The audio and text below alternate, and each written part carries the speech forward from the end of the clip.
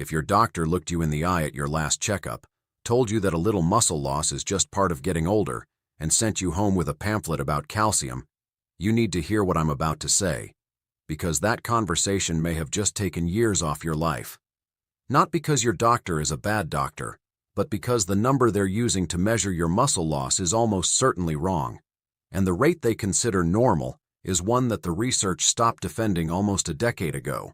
Here's the twist. You are not losing muscle slowly. You are not losing it at the rate your doctor learned in medical school. A landmark review published in the journal Current Opinion in Clinical Nutrition and Metabolic Care tracked hundreds of longitudinal studies on adults over 65, and what they found should be front-page news in every clinic in America. After age 75, men are losing muscle mass at a rate of up to 0.98% per year. Not per decade, per year. And strength? Strength disappears 2 to 5 times faster than the muscle itself. Let that sink in. By the time most seniors notice something is wrong, when they struggle to get up from a chair, when the stairs feel like a mountain, when they fall for the first time, they've already lost somewhere between 30 and 40% of the functional muscle they had at 30. And here is what makes this truly dangerous. Almost none of them were told it was happening. Today, I'm going to explain why the normal aging story you've been told isn't just outdated, it's medically negligent.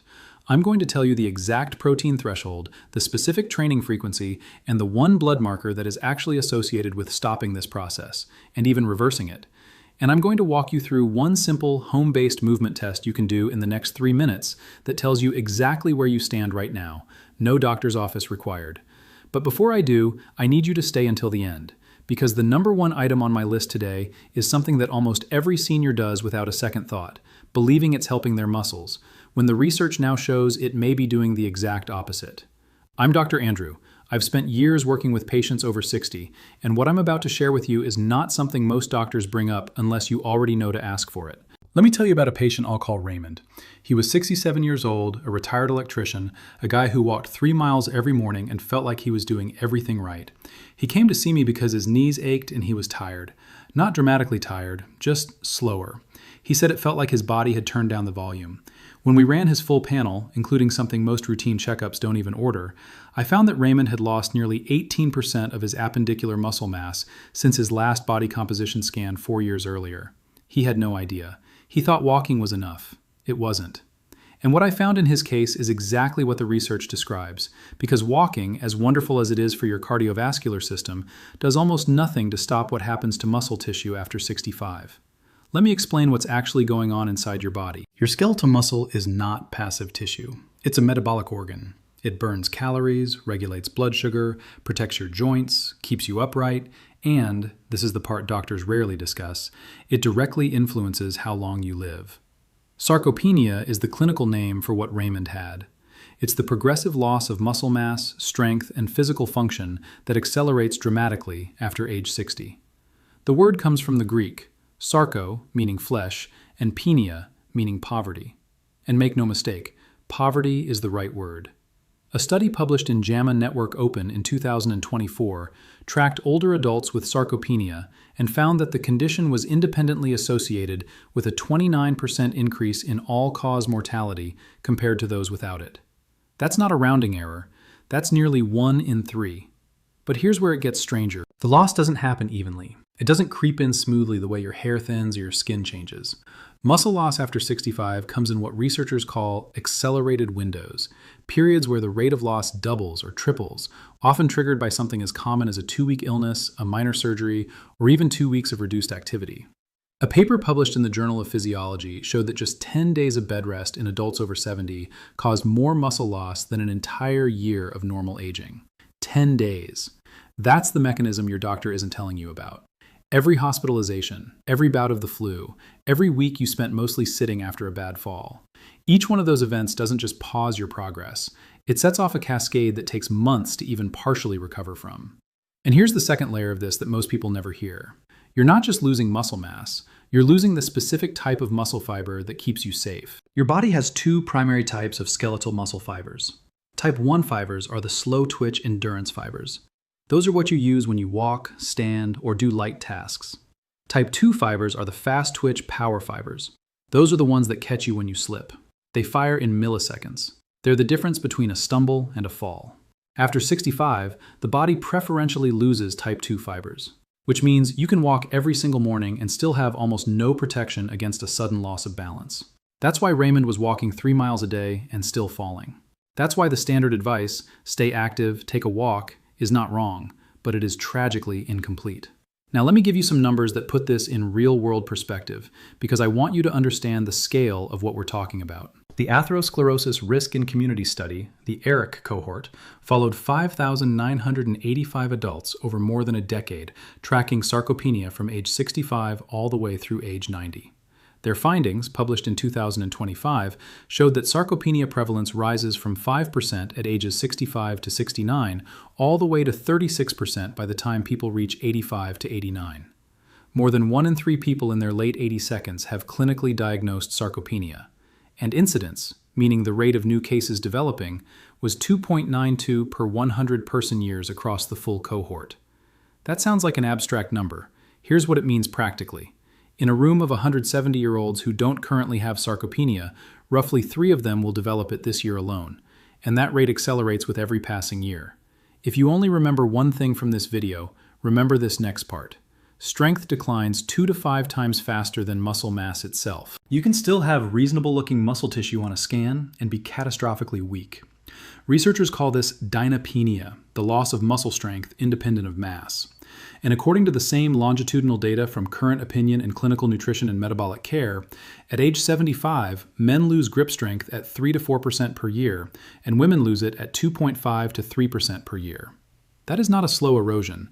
That is a collapse in slow motion. Let me tell you about a patient I'll call Constance. She was 71, a retired school teacher, careful about her diet, doing yoga 3 times a week. She came to me after her second fall in 8 months. The first fall she'd written off. A slippery rug, bad luck. The second one happened on flat, dry pavement. She said her leg just didn't respond. When we did a full assessment, her grip strength was in the bottom quartile for her age group. Her gait speed, the rate at which she walked a standard 10-meter course, was below 0.8 meters per second. That is the clinical threshold for sarcopenia diagnosis set by the Sarcopenia Definitions and Outcomes Consortium. Constance didn't feel weak. She felt like a person who did yoga. But yoga, like walking, primarily trains your slow-twitch type 1 fibers. It does almost nothing for the fast-twitch type 2 fibers that would have caught her before she hit the ground. We changed her protocol completely. We focused on 2 specific things. And this is the part that matters most, so I want you to stay with me, because what I'm about to say goes against everything most seniors have been told about exercise after 60. The first thing we changed was her training stimulus. Not the amount of exercise, the type. And the second thing we changed was something she'd been doing every morning for 3 years, believing it was helping her muscles, when it was almost certainly making things worse. But before I get to both of those, I need you to understand the mechanism behind muscle protein synthesis, because without understanding this, the fix won't make any sense. Here's what happens inside your muscle tissue after the age of 60 that doesn't happen when you're younger. Your cells develop what researchers call anabolic resistance. When you're 25 and you eat protein, your muscle cells are highly sensitive to the signal that protein sends, specifically the amino acid leucine. Leucine triggers a pathway called mTORC1, which activates muscle protein synthesis. Your body builds and repairs muscle efficiently. After 65, that sensitivity drops dramatically. The same amount of protein that would have maximally stimulated muscle protein synthesis at 30 produces a significantly blunted response at 70. Your muscles become harder to reach. The signal is the same, but the receiver is less sensitive. This is why so many seniors eat what they think is a decent diet and still lose muscle. It's not that they're not eating protein, it's that their muscles are increasingly deaf to it. And this is also why the standard recommended daily allowance for protein, 0.8 grams per kilogram of body weight per day, is, according to the European Society for Clinical Nutrition and Metabolism, dangerously insufficient for adults over 65. ESPEN's guidelines, updated and referenced in the 2024 research literature, recommend 1.0 to 1.2 grams per kilogram of body weight daily for healthy older adults, and 1.2 to 1.5 grams per kilogram for those with any chronic illness. That is 50 to 80% more protein than what the standard dietary guidelines currently recommend for older adults. Let that sink in. The number your doctor is likely working from, and the number on nearly every standard dietary checklist, is not designed for muscle preservation in aging adults. It was set to prevent nitrogen deficiency. That is a very different target. And here is what makes it worse. Most seniors are not just under-eating protein.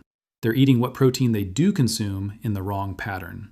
A study published in the Journal of Nutrition found that spreading protein intake across all 3 meals, rather than concentrating most of it at dinner, which is the American eating pattern, produced significantly greater rates of 24-hour muscle protein synthesis in older adults. The target?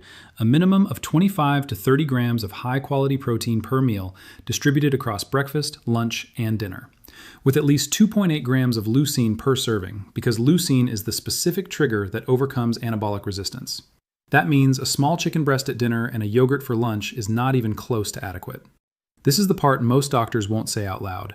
For a 70-year-old woman weighing 70 kilograms, adequate protein intake is roughly 70 to 84 grams of protein per day, and that intake needs to be spread out, not backloaded.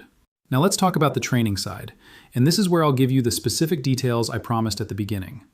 For years, seniors have been told to avoid heavy lifting, to keep it light, to use resistance bands or small weights and do high repetitions. And while that advice is not harmful, it is, again, tragically incomplete. Here's what the science actually says.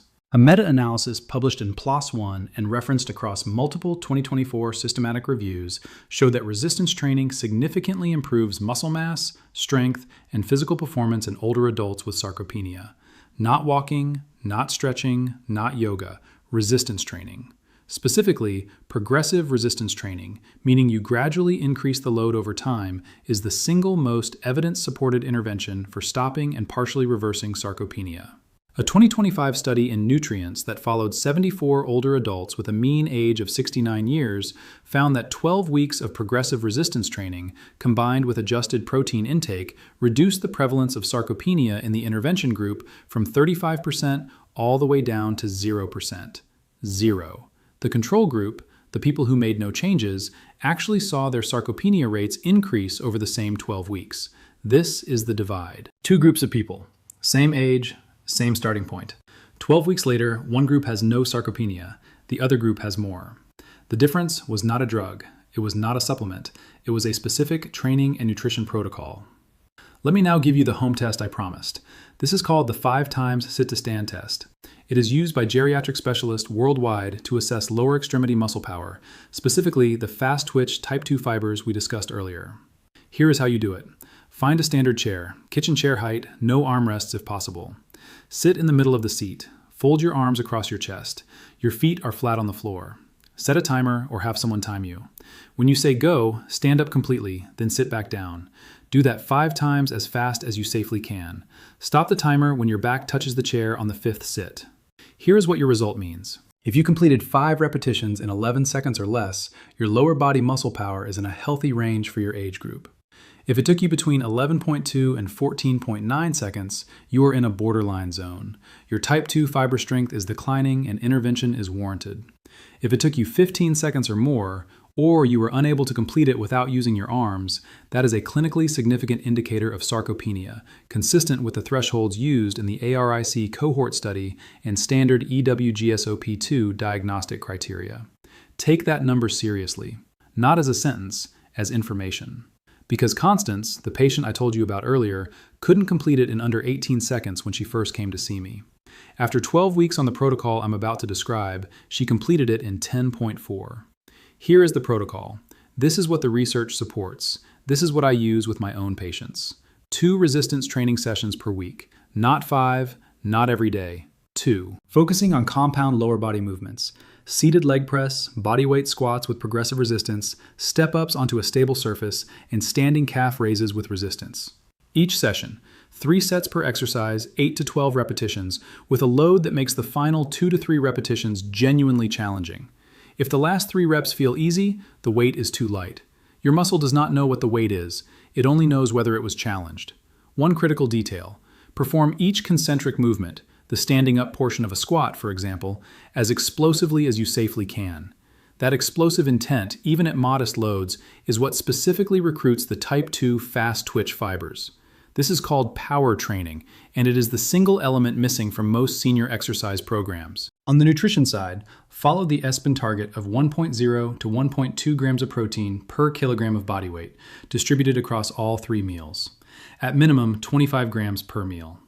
Leucine-rich sources. eggs, chicken, fish, Greek yogurt, cottage cheese should anchor at least 2 of those 3 meals. Now, I promised you the number 1 item, the thing most seniors do every morning, believing it helps their muscles when the research says otherwise. This is it. Chronic, moderate intensity cardio, specifically long duration, low intensity walking or cycling done every single day without any resistance component, when done in excess and without adequate protein, actually accelerates the breakdown of muscle tissue in adults over 65 through a mechanism called muscle protein catabolism. Your body, when it is not getting enough protein and not being given the progressive overload signal it needs to maintain muscle, will cannibalize its own muscle tissue for fuel during prolonged aerobic activity. This is called the cardio paradox in some gerontology literature, and it is one of the most counterintuitive findings in the field. Raymond, the patient I mentioned at the very beginning, was walking 3 miles every morning. He was fit, he was lean, he was disciplined, and he was eating his own muscles. His protein intake, when we actually tracked it for a week, averaged 48 grams per day. At his body weight of 82 kilograms, he needed at least 82. He was eating less than 60% of what his muscles required to maintain themselves. The daily walking was compounding the deficit. When we added 2 weekly resistance sessions, restructured his protein intake to 30 grams per meal 3 times a day, and reduced his walking to 30 minutes 4 times a week rather than daily long sessions, his muscle mass stabilized within 8 weeks and began improving by week 12. He didn't stop walking. He stopped using walking as a substitute for everything else. Let me close by closing the 3 loops I opened at the beginning. I told you I would explain why the normal aging story is not just outdated, but dangerous. Here it is in 1 sentence. The rates of muscle loss after 65 are not slow, they are not inevitable, and the standard dietary and exercise guidance given to most seniors is insufficient to counteract them. The science has moved. The clinical guidelines have moved. Most checkup conversations have not. I told you the specific numbers associated with slowing and reversing this process. 1.0 to 1.2 grams of protein per kilogram of body weight per day, distributed in 25 to 30 gram portions across all 3 meals with leucine-rich sources. 2 progressive resistance sessions per week with explosive intent on the concentric phase. A 5 times sit-to-stand score under 11 seconds as your target benchmark. And I told you there was something most seniors do thinking it helps their muscles, when the research now shows it may accelerate their loss. That is chronic, daily, low-intensity cardio done in isolation, without resistance training and without adequate protein. For a muscle system already experiencing anabolic resistance, the energy demands of prolonged aerobic activity without the right nutritional support can tip the balance from preservation to breakdown. Walk. Absolutely walk. Walking is cardiovascular medicine, but it is not muscle medicine. Here's what you can do tonight. Take the 5 times sit-to-stand test. Write down your time. Then calculate your protein needs, your body weight in kilograms multiplied by 1.0 to 1.2. That is your daily target. Then count what you're actually eating. The gap between those 2 numbers, that gap is exactly what is silently stealing your independence. You can close it. Raymond closed it. Constance closed it. The research is unambiguous on this point. Muscle is not simply lost with age. It is abandoned when the right signals are not given. Give the signals. Tell me in the comments, which of these surprised you most? The protein numbers, the cardio finding, or how fast strength declines compared to muscle mass? I read every single comment, and your answer will shape what I cover next.